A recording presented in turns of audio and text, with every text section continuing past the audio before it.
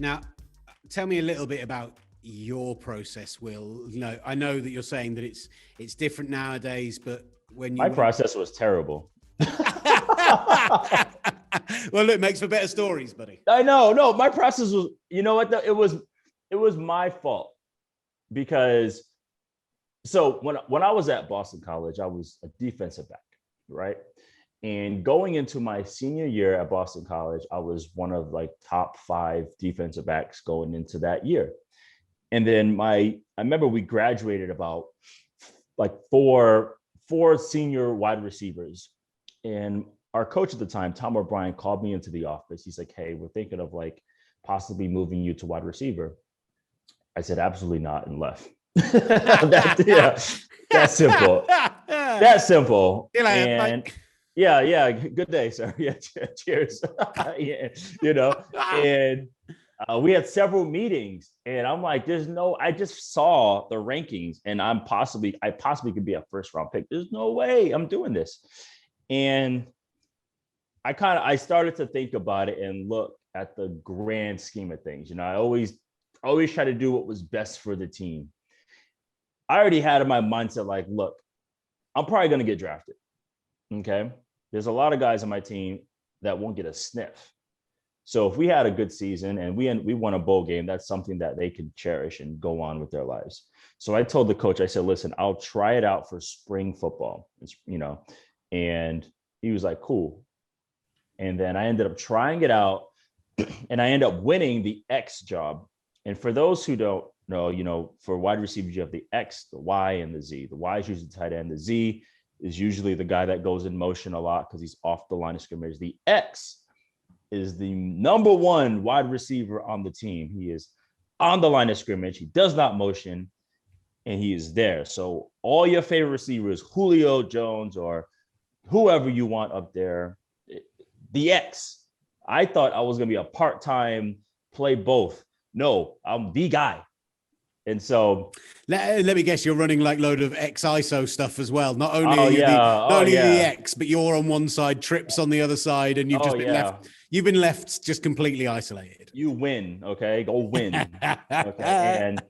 And I was like, okay, I would like to. I said, can I still play some defensive back because I don't want to just be gone. So made an agreement where I was starting receiver, play a little bit defensive back. Anyhow, ended up having a pretty good senior year. I made second team all ACC and as a wide receiver in our conference. And the only reason why I didn't make first team is because some bum named Calvin Johnson made first team. He made the Hall of Fame this year for some reason. I don't know why. Average. Just regular guy. And so then I go through the draft process, right? So I got invited to the Senior Bowl, which is the college all-star game, the premier all-star game. And they invite me as a defensive back. I've been playing defensive back pretty much all year. So I go play defensive back at the all-star game. I get invited to the NFL Combine as a wide receiver. So I go to the Combine as a wide receiver. And the funniest thing was at the Combine, when I was finished, the guy, he announced to all the coaches in the stands. He said, look, does anybody want to see Will do defensive back drills before he departs? Everybody raises their hand. So literally, it's me on the field by myself doing defensive back drills for all 32 coaches. It was the weirdest thing ever. Then I have interviews with different coaches. And this is where I made a decision where I was going to play defensive back in the NFL. Because everyone was like, hey, what do you want to play, receiver or corner? I was like, I'll play either. It doesn't matter to me. I'm a football player.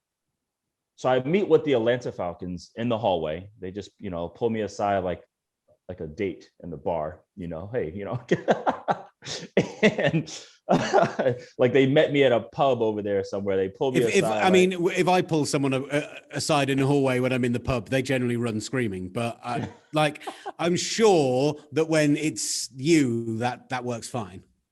So you're so silly. So they pulled me aside and they start talking about, they said, hey, Will, we really like you as a wide receiver, and we love the things that you do. You go get the ball, you're aggressive. So if you're there as an undrafted free agent, we'll probably pick you up. I said, undrafted free agent? He said, yeah. I was like, okay. That there, I was like, I'm not playing wide receiver. If that's where they value me as an undrafted free agent, I was like, no, because other people value me higher than that. I visited the Steelers who thought I was a first round receiver. Like, it was the craziest thing. So I remember I met with them. I met with the Packers as receiver. And then I met with like 4 other teams at defensive back. My combine experience too. I remember. So what happens is you get a list, you get a sheet of all the teams that want to interview you. So you literally you're in a hotel. So you walk in, you got to go to this room, go to that room. It's a little eerie, you know, because you go into these different rooms and there's just like guys waiting for you to interview you. It's like interrogation. We hear a lot. They ask like weird questions and stuff. Did you have anything? Oh, trust me, I'll get to that. Okay. So I remember specifically, I met with the Bengals and Chiefs. I met with plenty of teams, but those 2 stood out the most simply because when I met with the Bengals, this was at the end of the day. So I understood guys were tired, but I remember Marv Lewis was the head coach at the time. And they're asking me all kinds of questions, and I'm trying to be and I did it all wrong. I tried to be really articulate and smart and you know, and maybe it backfired. They were like, this dude he's not tough. You know, he's too smart for us. I don't know what they wanted. So I remember answering questions and I look up and I just see Marv Lewis slumped in his chair, laid out, sleeping. Will, I mean, good night. I literally thought I literally saw sheep jumping around his head. Laid out, and I was like, that's probably the most disrespectful thing that I've ever seen. Like, I should just get up and walk. Like, in retrospect, I should have just walked out the room. Now I was like, I get it. This man sat here all day for 10 hours and probably talked to like 50 people. I get it, but at the same time, I'm like, come on, I couldn't believe it. I said, well, I'm not going to the Bengals, okay. And then before that though, I met with the Kansas City Chiefs.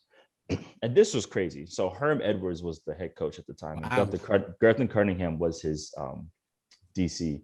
And I remember I'm sitting in the chair, just like one of those crime shows, right? Like, I'm getting interrogated in the chair. And he's like, they like to create these scenarios and situations. They said, what if you're out in a club and a guy attacks you like this, and they proceed to put their hands on me to like simulate or, you know, reenact what would happen. What would you do? So I'm thinking in my head, well, if I said that I will defend myself and hit the guy back, they may think that I have no kind of self-discipline. But if I say that I'll call the cops, then they might think I'm a softie. They might think I'm like, so what do I say? I'm like, what do I say in this situation? So I literally just started laughing, just like that, Will, just like you just did. I just started laughing. Amazing. They said, what's so funny? I said, I can't take you guys serious. They said, why? I said, this is not a real situation. What would I do if a guy put his hand on me? I guess I would defend myself. It's that simple. And I didn't think I would ever get a question like that. Literally reenact, like trying to choke me like the Simpsons and Bart Simpson and Homer. Just like, hey, what would you do in this situation? I thought it was good, but they were great. I met with them a lot. I literally thought I was going to go to the Kansas City Chiefs. So that was my combine pre-draft experience.